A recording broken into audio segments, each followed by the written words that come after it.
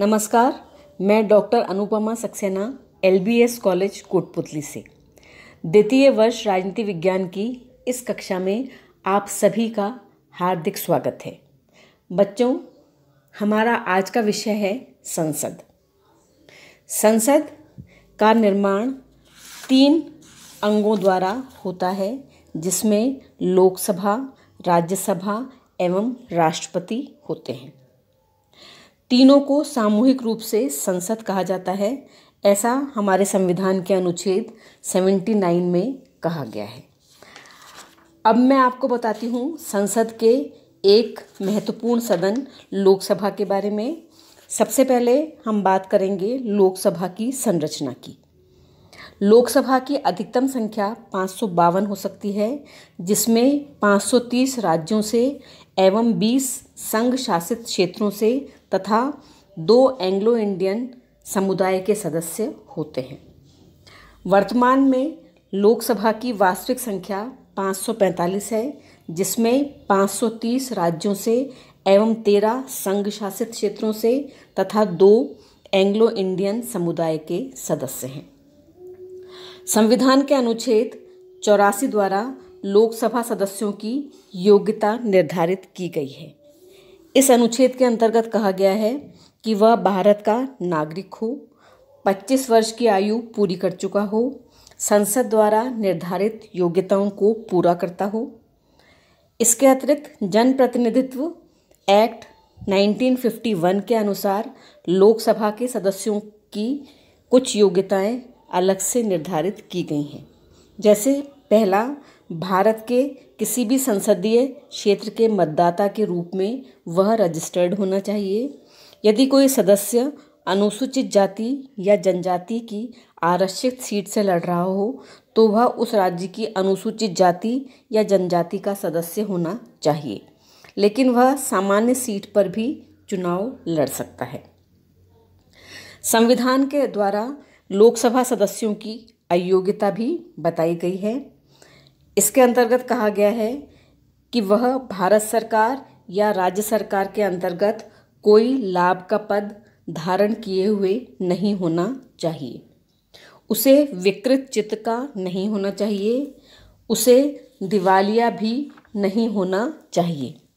इसके अतिरिक्त स्वैच्छिक रूप से वह किसी विदेशी राज्य के प्रति स्वामी भक्ति न रखता हो।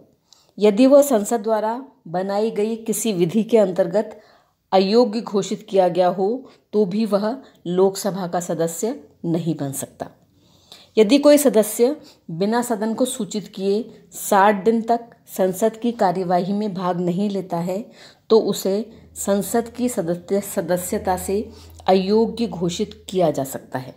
स्पीकर या सभापति इस प्रकार की अयोग्यता का निर्णय करता है, परंतु इन 60 दिनों में यदि लगातार 4 दिन से ज़्यादा सदन का स्थगन हुआ हो, तो उसे नहीं गिना जाएगा।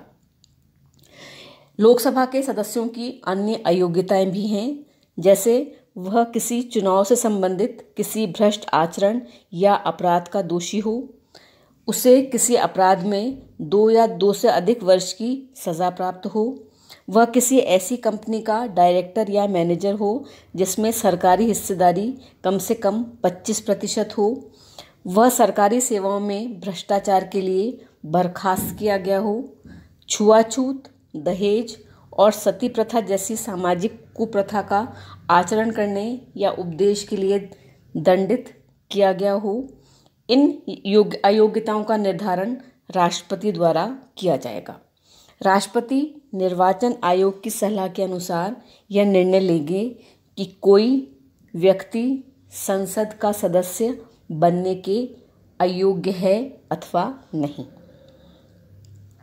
अब मैं आपसे बात करती हूँ सांसदों की अयोग्यता के प्रकार एवं उनके निर्धारण के संबंध में। संविधान में वर्णित अयोग्यताओं पर निर्णय राष्ट्रपति द्वारा दिया जाता है। इसके लिए राष्ट्रपति चुनाव आयोग से परामर्श करते हैं। चुनाव में अवैध व्यवहार या जनप्रतिनिधित्व कानून के उल्लंघन की स्थिति में उच्च न्यायालय में भी सांसद के विरुद्ध मामला लाया जा सकता है। दल बदल कानून के उल्लंघन की दशा में सांसदों की अयोग्यता का निर्धारण लोकसभा स्पीकर अथवा राज्यसभा के सभापति द्वारा किया जाता है। 91 संविधान संशोधन के द्वारा दल बदल एवं दल के विखंडन के मध्य का अंतर समाप्त कर दिया गया है। इसलिए अब कोई भी सांसद न तो अकेले दल बदल कर सकता है और न ही समूह के साथ दल बदल करने की उसे इजाज़त दी गई है। अब बच्चों, अब हम बात करते हैं लोकसभा के क्षेत्रों के आकार की। लोकसभा क्षेत्रों के आकार का निर्धारण परिसीमन आयोग के द्वारा किया जाता है और प्रत्येक जनगणना के बाद लोकसभा की सीटों का पुनर्निर्धारण किया जाता है। ऐसा संविधान के अनुच्छेद 82 में कहा गया है। इसके अंतर्गत संसद ने परिसीमन आयोग अधिनियम का निर्माण किया और वर्तमान समय तक अभी 4 परिसीमन आयोगों की स्थापना हो चुकी है। पहली बार परिसीमन आयोग 1952 में बना, दूसरा 1962 में, तीसरा 1972 में और चौथा 2002 में। वर्ष 2002 में लोकसभा सीटों को समायोजित करने के लिए कुलदीप सिंह आयोग की स्थापना हुई, जिन्होंने लोकसभा में सीटों की संख्या तो नहीं बढ़ाई, लेकिन विभिन्न राज्यों में लोकसभा के सीटों के आकार में समायोजन किया गया। इस समायोजन का लाभ अनुसूचित जातियों और जनजातियों को प्राप्त हुआ, क्योंकि उनके लिए आरक्षित सीटों की संख्या लोकसभा में बढ़ गई। 84 संविधान संशोधन के द्वारा 2026 तक लोकसभा सीटों की संख्या यथावत रखने का प्रावधान किया गया है। 87 संविधान संशोधन के द्वारा यह प्रावधान किया गया है कि लोकसभा क्षेत्रों की पुनर्संरचना वर्ष 2001 की जनगणना के आधार पर होगी।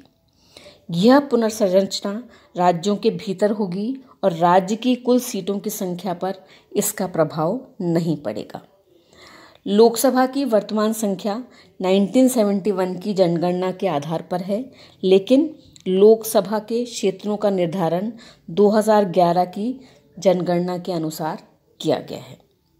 लोकसभा को कुछ विशेष शक्तियां प्राप्त हैं, जैसे धन विधेयक केवल लोकसभा में प्रस्तुत किया जा सकता है, अनुदान की मांग पर मतदान केवल लोकसभा में होता है, सरकार के विरुद्ध अविश्वास प्रस्ताव लाने की शक्ति भी केवल लोकसभा के पास है, लोकसभा का स्पीकर संसद की संयुक्त बैठक की अध्यक्षता करता है, संयुक्त बैठक में लोकसभा की संख्या ज़्यादा होने के कारण संयुक्त बैठक में लोकसभा की प्रभावी भूमिका होती है, मंत्रिपरिषद लोकसभा के प्रति उत्तरदायी होती है, लोकतंत्र में लोगों के प्रतिनिधि सदन होने के कारण लोक सदन का महत्व निर्विवाद रूप में है, धन विधेयक को प्रमाणित करने की शक्ति लोकसभा के स्पीकर के पास है, राष्ट्रीय आपात अनुच्छेद 352 को समाप्त करने की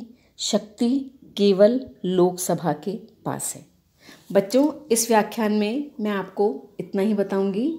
अगले व्याख्यान में हम लोकसभा के अध्यक्ष और उपाध्यक्ष की चर्चा करेंगे। धन्यवाद।